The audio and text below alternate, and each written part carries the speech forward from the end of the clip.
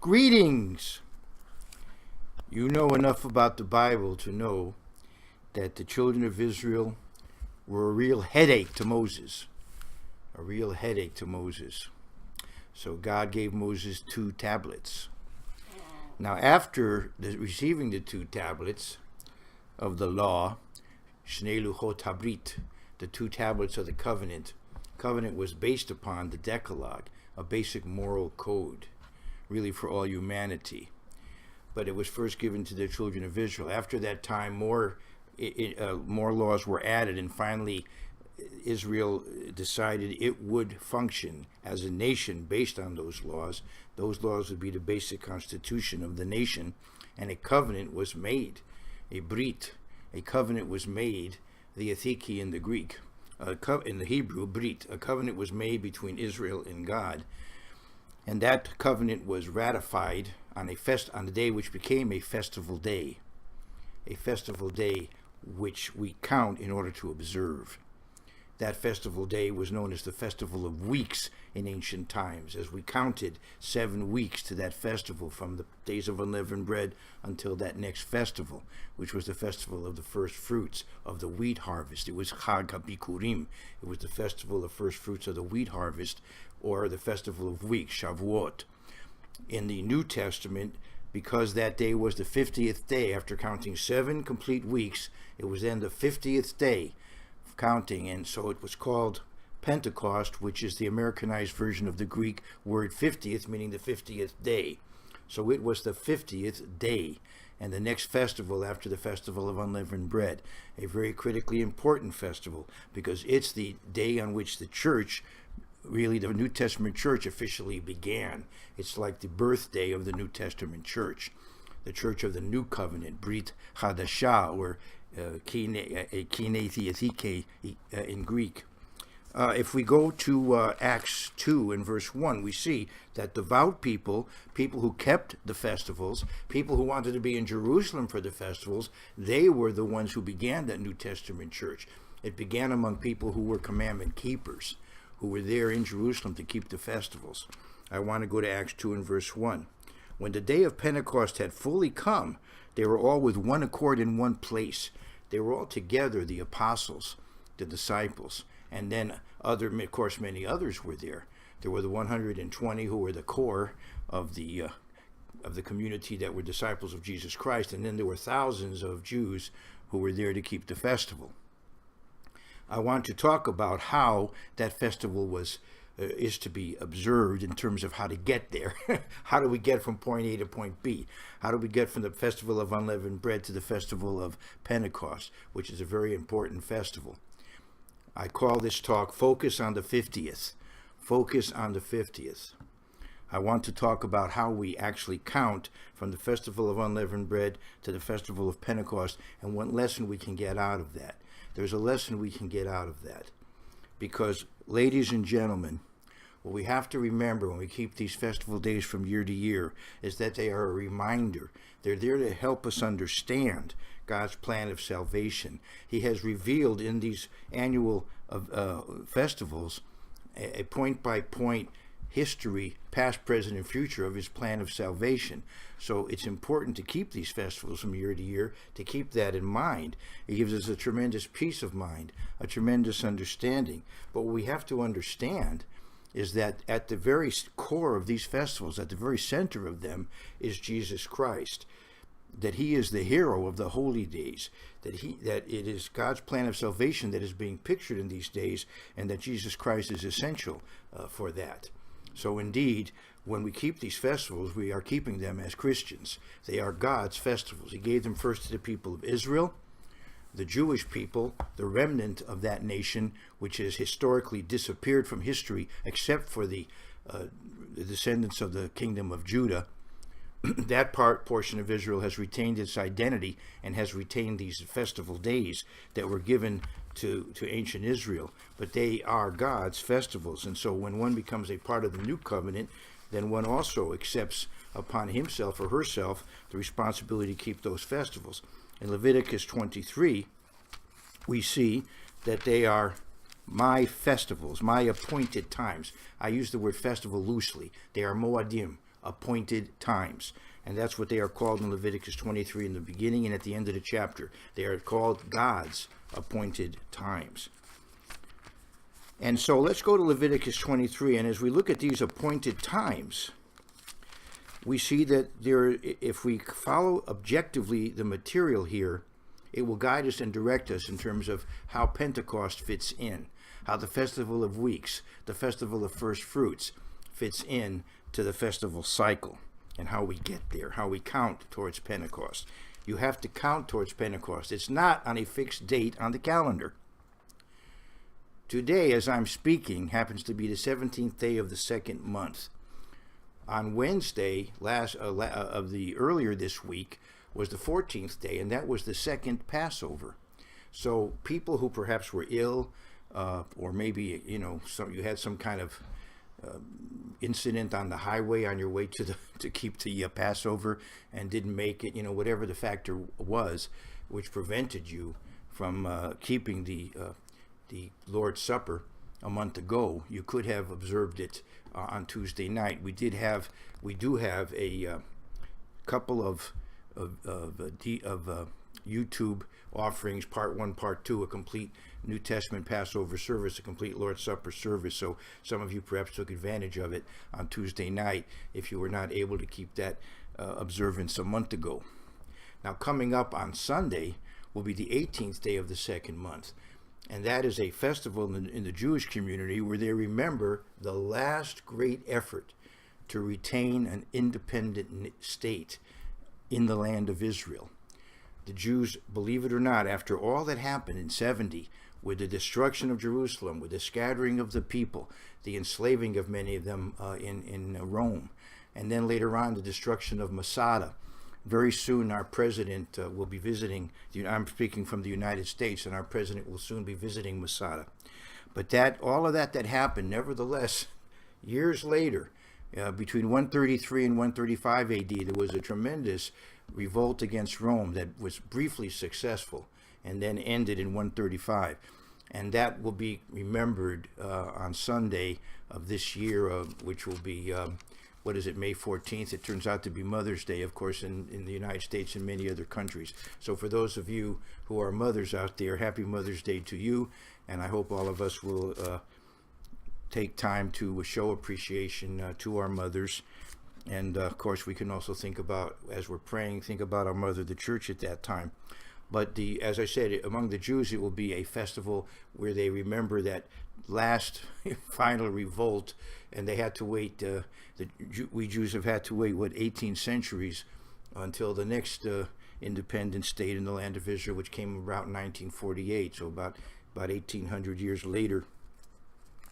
So anyway, what I wanted to point out about that is that if you look on a Jewish calendar, that day tomorrow is called Lag BaOmer, the 33rd day counting towards Pentecost.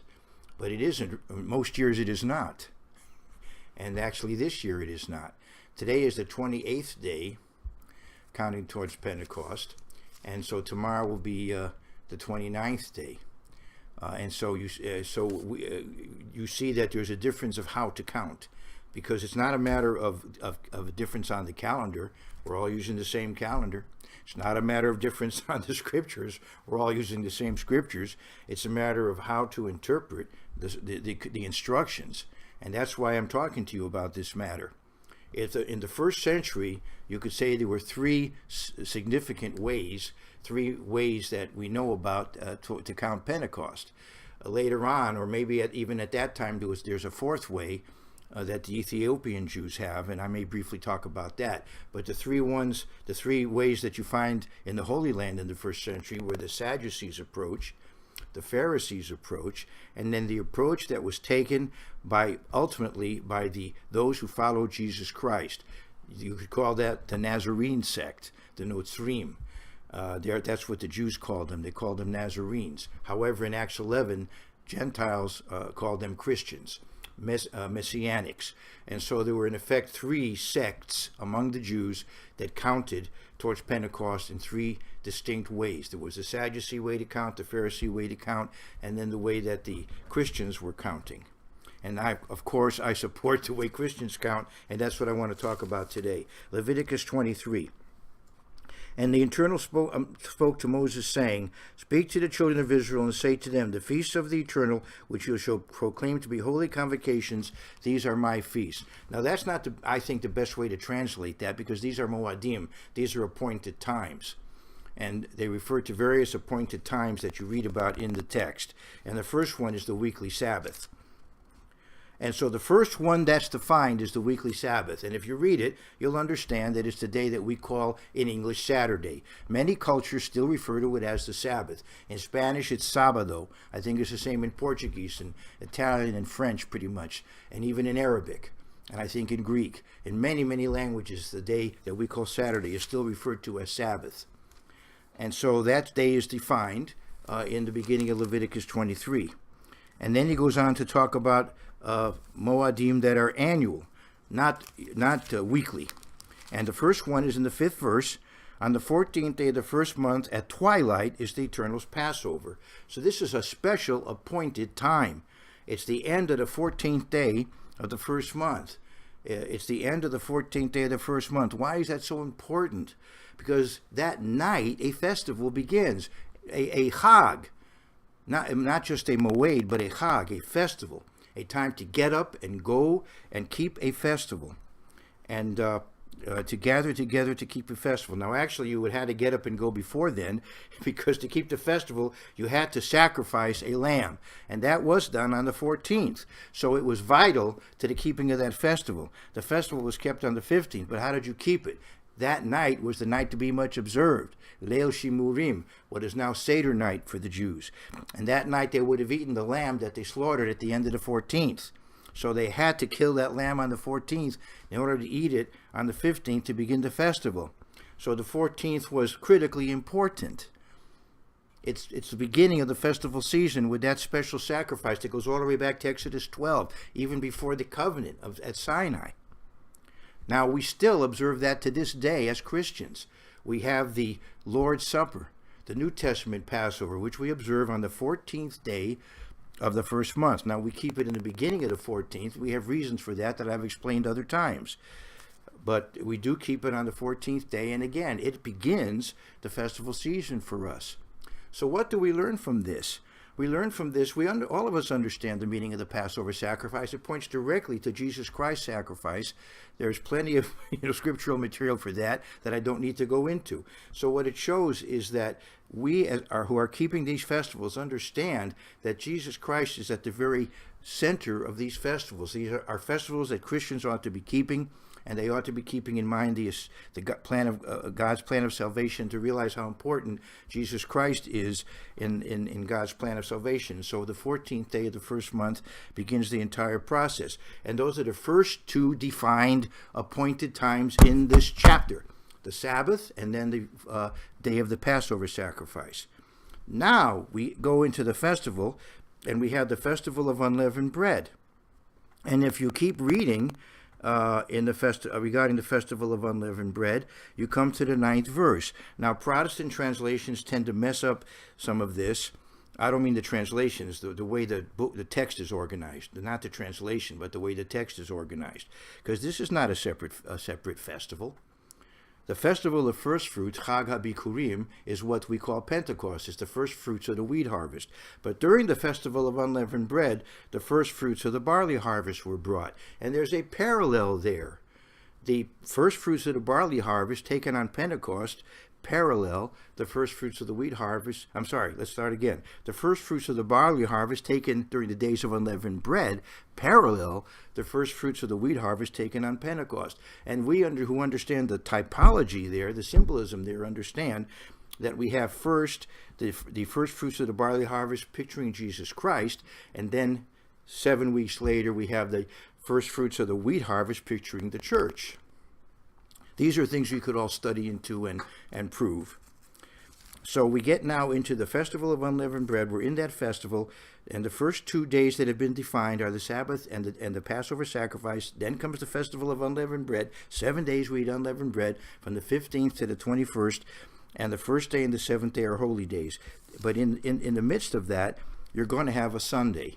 somewhere in there. There's 7 days in the week. One of them is Yom Rishon, the first day of the week, which we call in English Sunday. And the first unleavened Sunday is when you're going to offer the wave sheaf. Let's read about it.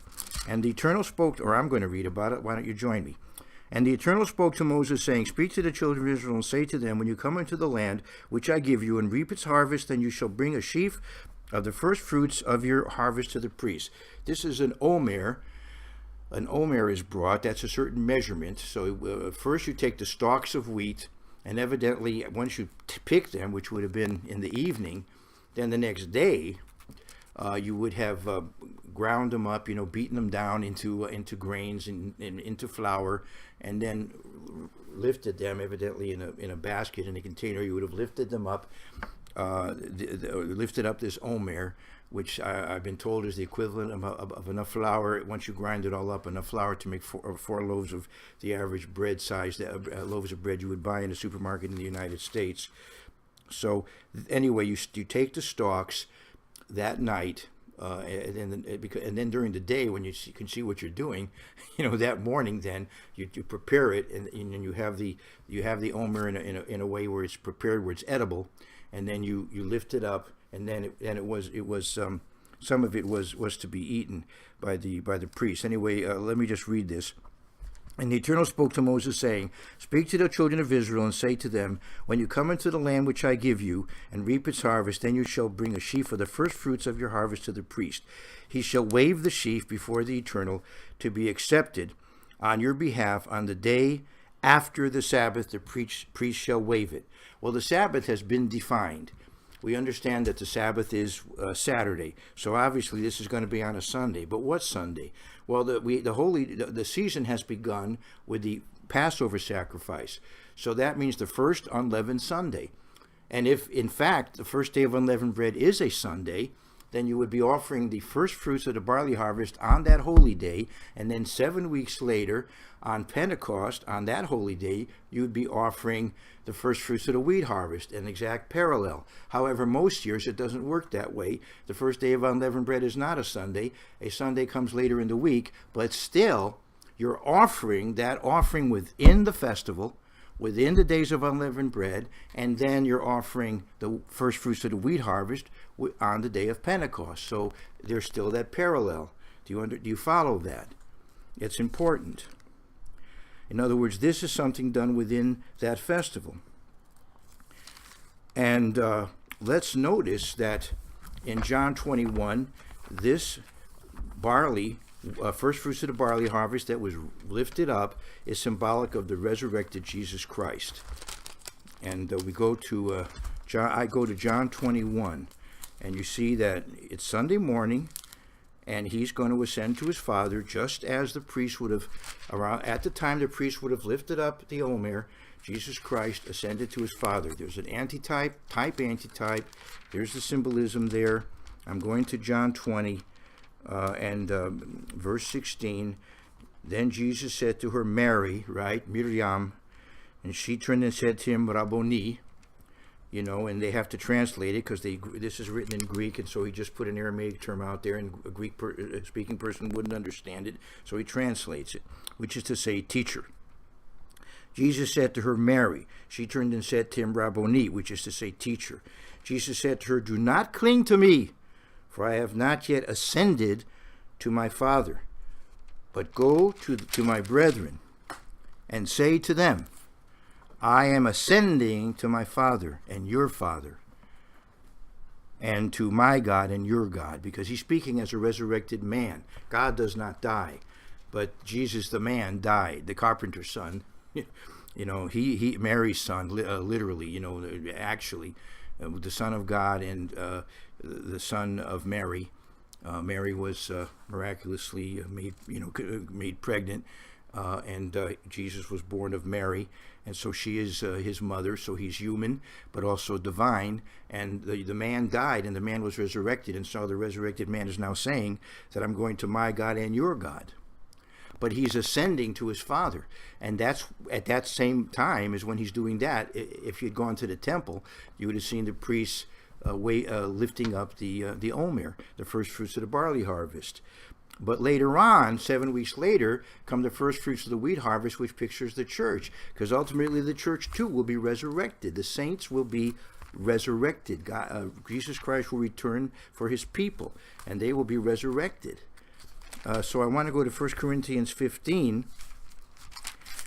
and verse 20. But now Christ has risen from the dead and has become the first fruits of those who have fallen asleep. So Jesus Christ is the first fruits pictured by the omer, the wave sheaf, offered during the days of unleavened bread. He was resurrected during the days of unleavened bread. He ascended to his Father during the days of unleavened bread. You can read the scriptures. It's clear on that. And now we go to James 1 and verse 18. James 1 and verse 18. And there you find James saying this: of his own will he brought us forth by the word of truth, that we might be a kind of first fruits of his creatures, we church members.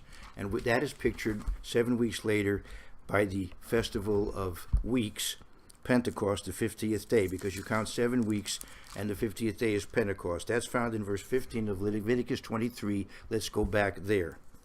And you shall count for yourselves from the day after the Sabbath, from the day that you brought the sheaf of the wave offering, 7 Sabbaths shall be completed. It's very clear. 7 Sabbaths shall be completed. 4 now have been completed. This is the 28th day as I'm talking to you. Count 50 days to the day after the 7th Sabbath. Then you shall offer new grain offering to the Eternal. And he talks about it here. So are you with me? Now this ought to be very clear. Now let me explain how it harmonizes certain problematic verses. Let's go to Joshua 5 and verse 10. Joshua 5 and verse 10.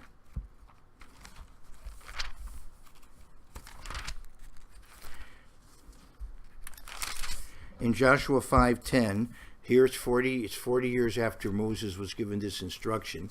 The children of Israel crossed the Jordan into the promised land. It's the Passover season. Now the children of Israel in Joshua 5:10 camped in Gilgal and kept the Passover on the 14th day of the month at twilight on the plains of Jericho. They slaughtered the lambs. And look at verse 11. And they ate the produce of the land in the day after the Passover, unleavened bread and parched grain on the very same day. I have to go back now to show you something very important, Leviticus 23. I apologize, but we do have to go back.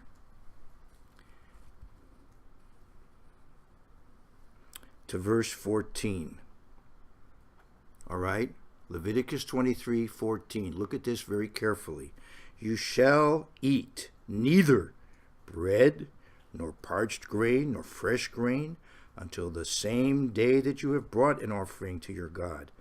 It shall be a statute forever, throughout your generations in all your dwellings.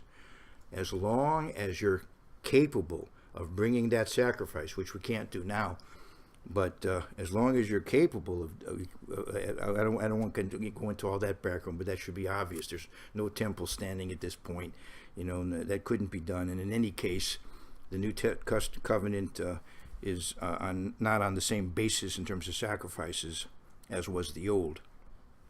But you shall eat neither bread, nor parched grain, nor fresh grain, until the same day that you have brought an offering to your God. It shall be a statute forever throughout your generations in all your dwellings. And now let's look at Joshua 5 and verse 11.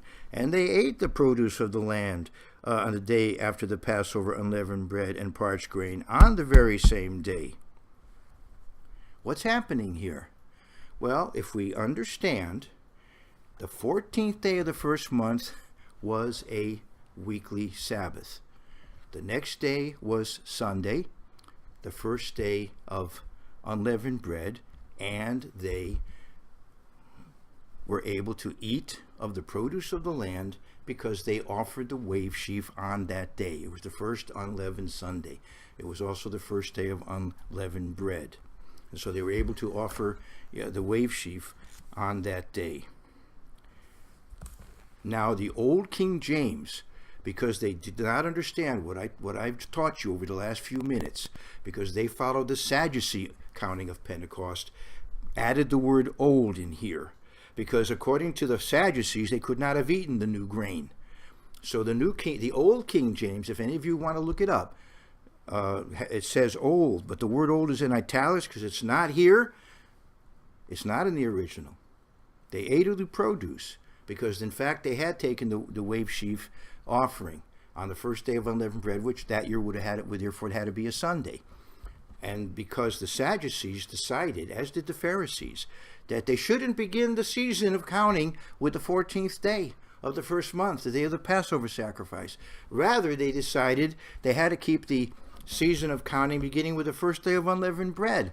According to the Sadducees, this means if the first day of unleavened bread is on a Sunday, then you wait till the next Sabbath, and then the day after the Sabbath, that Sunday, you count towards Pentecost, but that's outside of the festival, which the Pharisees did not accept. So what did the Pharisees do? The Pharisees decided they had to keep the sacrifice during the festival, and they decided the morrow after the Sabbath ought to be the morrow after the first day of unleavened bread, which then fixes the date of Pentecost every year. Why count it?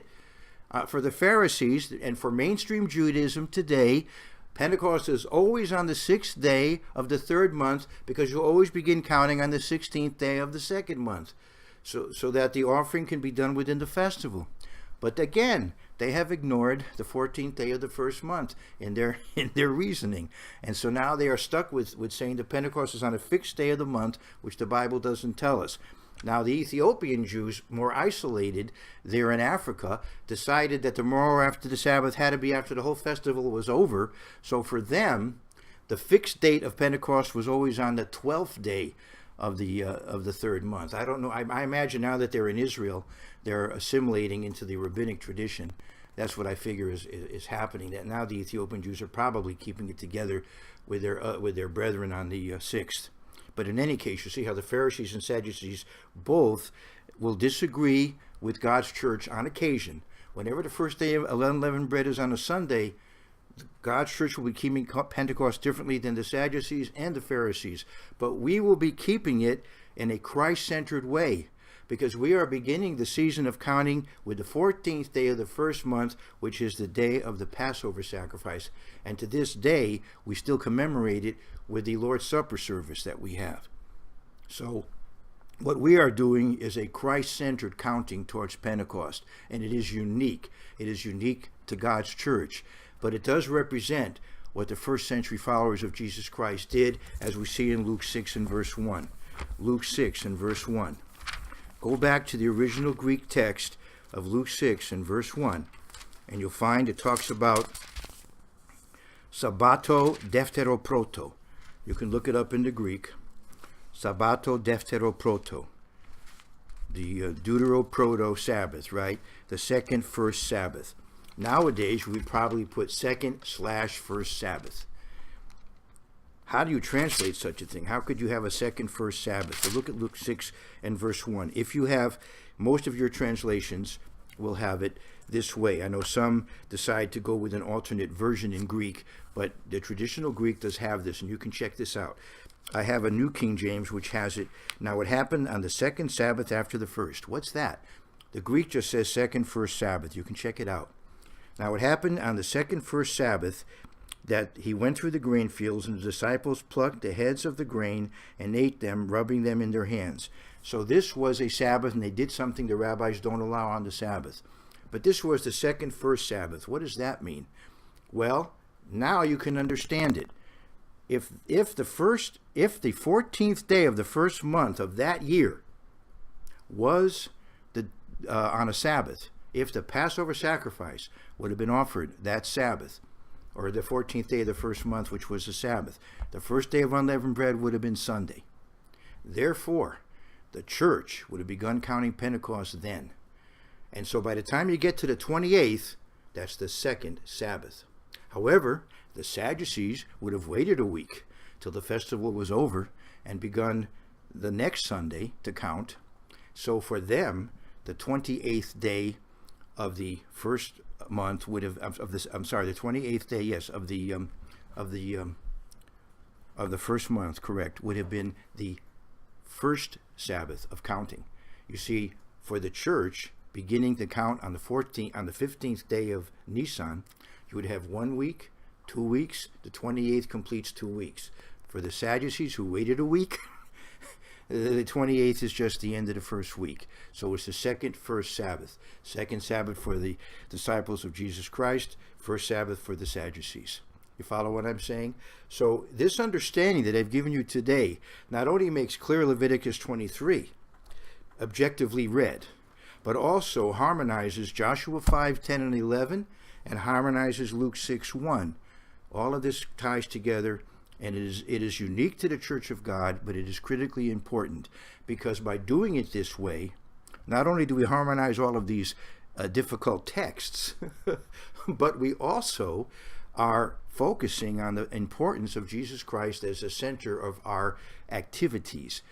We have a common culture as part of the Church of God. We have a common dietary system of dietary laws. We have a common system of festivals and days of rest. This gives us a common culture through time and across the continents. So all of God's people, whatever our different languages, our different styles of dress, and whatever national holidays we observe and family observances, we all have this common culture that God has given to us by command. Dietary laws and annual and weekly, the weekly day of rest and the annual festivals and appointed times. So it all ties in together, but we have to remember it must be Christ-centered. And if it is, we're not going to get overly legalistic about it. We're not going to get overly technical and judgmental. And that's what Paul warns us about in Colossians, and that's where I want to conclude. In Colossians, the 2nd chapter, Paul warns the church about getting overly legalistic about these rules that we observe and having a common culture as part of God's people. I want to go to Colossians 2 and verse 16. So let me just say before I read it, if you study Judaism carefully, you will see how complex the dietary laws have become in Judaism. You will see how complex the laws of Sabbath and holy days have become in Judaism. If you also study the history of commandment-keeping Christianity, you'll see how splits and schisms and conflict occur when people get overly technical and judgmental about these days. There are groups that pull out of other groups because of just what is a temporary dwelling, for example, making an issue over that. That's just one that comes to mind.